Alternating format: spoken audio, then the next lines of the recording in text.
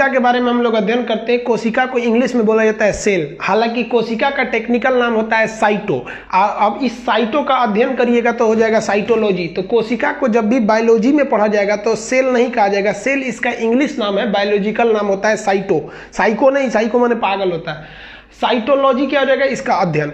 देखिए कोशिका जो होता है ना, बहुत लड़कों को लगता है एक शरीर का सबसे छोटा अंग है, ये सबसे बड़ा गलत बात है। ये सबसे छोटी इकाई है, यूनिट ऑफ सेल है, न कि part of unit of body है। ये पार्ट सबसे छोटा पार्ट नहीं है। ये हम लोग आप खुद ही समझ जाएंगे कि सबसे छोटा अंग और सबसे छोटी इकाई में अंतर क्या होता है।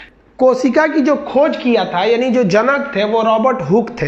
इन्होंने मरी हुई कोशिका को खोजा था और वो छोटी सी जूम करके उसको माइक्रोस्कोप से देखने के बाद पता चला था। सबसे पहले जो जीवित कोशिका का खोज किया गया था वो एंटोनी वॉन लीवेनहॉक द्वारा।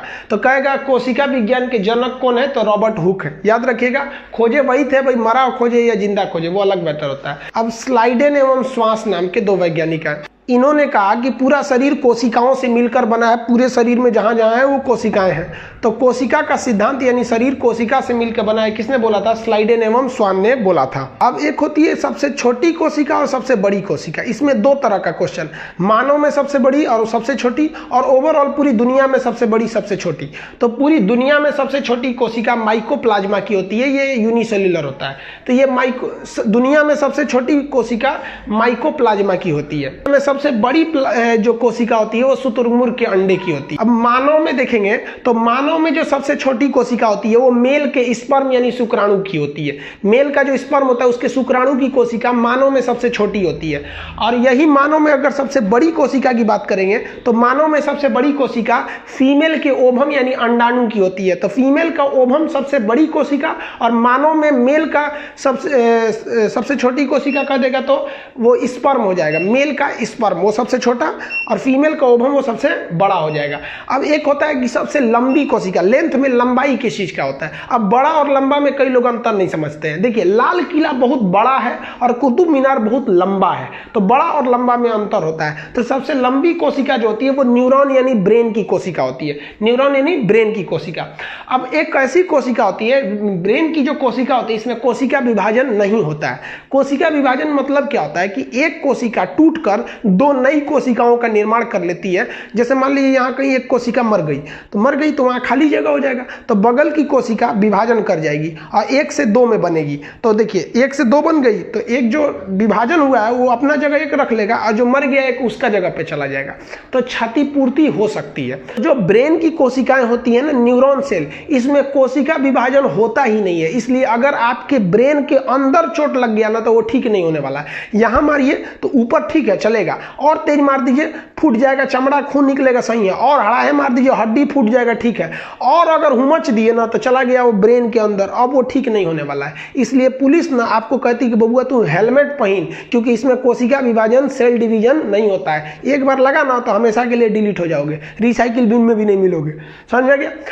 अब बात करते हैं सबसे तेज विभाजन कहाँ होता है। जहां विभाजन नहीं वह जगह टूटने फूटने के बाद ठीक नहीं होगा, और जहां विभाजन सबसे तेजी से होगा वहां पर बहुत जल्दी टूट फूट को रिकवर किया जा सकता है। तो सबसे तेज कोशिका विभाजन लीवर होता है। हम ये लीवर में भी बता दिए थे बहिर्स्रावी ग्रंथि नाम के चैप्टर में।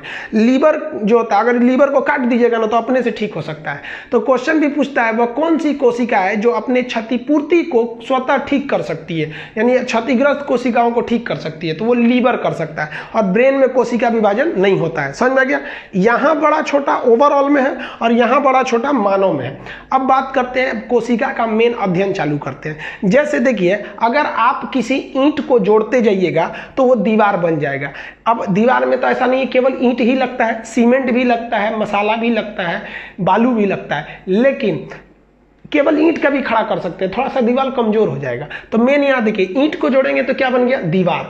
कई सारे दीवार को जोड़ेंगे तो क्या बन जाएगा, एक रूम बन जाएगा, कमरा। और रूम को सिस्टमेटिक सजा देंगे तो बन जाएगा घर। इसी तरह हमारा ह्यूमन बॉडी भी है। आप कोशिका को जोड़िएगा तो बन जाता है टिश्यूज यानी उत्तक। कोशिका को जोड़ेंगे क्या बनेगा, टिश्यूज यानी उत्तक। और उत्तक को जोड़िएगा तो वो बन जाएगा अंग। जैसे हाथ पर एक अंग है, आंख भी अंग है, जीभ भी अंग है, तो ये सब उत्तक है। सब हड्डी भी एक अंग है, वो भी उत्तक है। अब इन अंगों को जोड़ देंगे तो पूरा का पूरा क्या बन जाएगा, शरीर बन जाएगा। समझ में आ गया आप लोग को कोशिका, ये इतना चीज, इसका आप एक स्क्रीनशॉट लीजिए आप। फिर हम अभी इसी पार्ट में हम आपको समझाते हैं अन्य कोशिकाओं के बारे में। देखिए हम कोशिका के पार्ट्स को हम लोग देखना चालू करते हैं। कोशिका के अंग यानी कोशिकांग किसे कहते हैं, तो सबसे पहले आती है कोशिका झिल्ली, इसको इंग्लिश में हम कहते हैं मेम्ब्रेन। इसका दूसरा नाम होता है प्लाज्मा झिल्ली। ये एक झिल्ली के समान होती है और इसी के अंदर सभी कोशिका के अंग होते हैं, चाहे वो माइटोकॉन्ड्रिया हो, न्यूक्लियस हो, गोल्गी बॉडी हो, कोई भी अंग हो, सभी के सभी इसी के अंदर रहते हैं। इसकी विशेषता समझिए, ये पादप यानी प्लांट सेल में भी पाए जाते हैं और जंतु यानी एनिमल सेल में भी पाए जाते हैं। हम हो गए बकरी, जानवर, घोड़ा, गधा, ये जितने जानवर हैं जो चल फिर सकते हैं इन्हें हम लोग कहते हैं जानवर, और जो एक जगह खड़े होकर खाली हिल डुल करते हैं उन्हें कहते हैं पादप। जैसे पेड़ पौधे वो एकदम हिल डुल करें वो क्या हो गया, पादप हो गए। समझ में आ गया। बकरी क्या हो गई, जंतु हो गई, हम लोग क्या हो गए, जंतु हो गए। तो ये जंतु में भी पाया जाता है और किसमें पाया जाता है, पादप में भी पाया जाता है। ये किस चीज का बना होगा, तो प्रोटीन का बना होता है। ये झिल्ली है, कोई भी चीज इसी में रखा रहता है। जैसे आप देखते हो कि सामान खरीदने जाइएगा तो आलू, थोड़ा सा प्याज, नमक, मिर्चा जो भी दे जाते हैं तो झिल्ली में दे देता है। उसी तरह ये कोशिका का झिल्ली है, उसके अंदर बहुत सारी चीजें रहते हैं। ये कोशिका के सभी अंग इसी झिल्ली में रहते हैं। समझ में आ गया आप लोग को। अब आप कभी गौर किए होंगे, अगर आप जाइएगा तो कहिएगा 10 रुपए का आलू दे दीजिए तो एक तो झिल्ली में दे देगा, 5 रुपए का प्याज, 2 रुपए का मिर्चा, धनिया पत्ती, कुछ ले लीजिएगा इसी में तो एक तो झिल्ली में दे देगा। और अगर उसी में ज्यादा चीज ले लीजिएगा ना तो डबल झिल्ली लगा देगा। देखिए इस चीज को, तो जो कोशिकाएं थोड़ी बड़ी होती है ना उनमें डबल झिल्ली होता है। तो डबल झिल्ली किसमें होता है, तो वो दोहरी झिल्ली को हम क्या कहते हैं, कोशिका भित्ति या सेल वॉल कहते हैं। आप ध्यान दीजिए, सेल वॉल जो होता है वो केवल पेड़ पौधों में पाया जाता है। जैसे आपसे कहेंगे कि दोहरी झिल्ली किस में लगाई जाती है, तो भारी सामान में, हल्के सामान में तो एक ही झिल्ली लगेगी। समझा ना। तो पहली झिल्ली को क्या कहते हैं, कोशिका झिल्ली या मेम्ब्रेन, ये तो सब में रहेगा, जंतु हो या पादप हो। लेकिन दोहरी झिल्ली जो होती है, कोशिका भित्ति, वो केवल किसमें पाई जाती है, पादप यानी प्लांट में। ये इसी झिल्ली के बाहर होती है। ये जो कोशिका भित्ति होती है यानी दीवार होती है, ये कोशिकाओं को सुरक्षा प्रदान करती है और आकार प्रदान करती है। जैसे हम लोग अपनी कोशिकाओं की सुरक्षा कपड़ा से कर लेते हैं, जानवर बाल से कर लेते हैं, पेड़ पौधे अपने किससे करते हैं, कोशिका भित्ति से करते हैं। उनके पीछे एक छाल जो झिल्ली होती है कोशिका भित्ति से करते हैं। ये कोशिका भित्ति सेल्यूलोज की बनी होती है। इसलिए पेड़ पौधों से कुछ भी चीज बनाइएगा, पूछेगा कि इसमें क्या पाया जाता है, तो सीधा मारिए सेल्यूलोज। हमारा जो कपड़ा है ये कपास से बना है, रुई से, वो भी पेड़ है तो इसमें भी सेल्यूलोज। जो कागज बनता है वो भी पेड़ से बनता है तो उसमें भी सेल्यूलोज। जो नोट छापा जाता है वो भी कागज से ही बनता है, सेल्यूलोज। समझ में गया। हाँ, अगर कह देगा कि जीवाणु का किसका बना होता है, तो पेप्टिडोग्लाइकेन का बना होता है। कवक का किसका बना होता है, तो कवक का बना होता है काइटिन का। इसका पीडीएफ आपको डिस्क्रिप्शन में दे दिए हैं, आप वहां से ले लेंगे, इस सब का पीडीएफ मिल जाएगा। यहाँ हम धीरे धीरे लिखेंगे तो ज्यादा टाइम लॉस हो जाएगा, तो आप पीडीएफ में ले लीजिएगा। तो देखिए, अगर कहेगा कि जंतुओं में क्या पाया जाता है, तो भैया कोशिका झिल्ली, पादपों में भी कोशिका झिल्ली, तो कोशिका झिल्ली दोनों में, लेकिन कोशिका भित्ति केवल पेड़ पौधों में। समझ में आ गया आप लोग को। ये सुरक्षा तथा आकार प्रदान करता है। इतना तो समझ गए। इसका एक स्क्रीनशॉट लीजिए, फिर और इसके पार्ट्स को हम समझाते हैं। देखिए अब माइटोकॉन्ड्रिया के बारे में समझते हैं। इसको हिंदी में कहते हैं सूत्रकणिका। इसकी खोज अल्टमैन ने किया था। कभी कभी इसके खोजकर्ता पूछता है, खोज कहेगा तो अल्टमैन ने किया था। ये माइटोकॉन्ड्रिया में यहाँ एम से लिख दिए। इसका काम क्या होता है, देखिए जब हम सांस लेते हैं तो आपको श्वसन तंत्र में बढ़ा दिए हैं कि हीमोग्लोबिन उस ऑक्सीजन को लेकर कोशिका में चला जाता है और माइटोकॉन्ड्रिया को दे देता है। ये माइटोकॉन्ड्रिया में जाके ऑक्सीजन क्या करता है, तो एक साइकिल चलाता है, एक चेन रिएक्शन करता है, जिसकी खोज क्रेब्स नामक विद्वान ने किया था।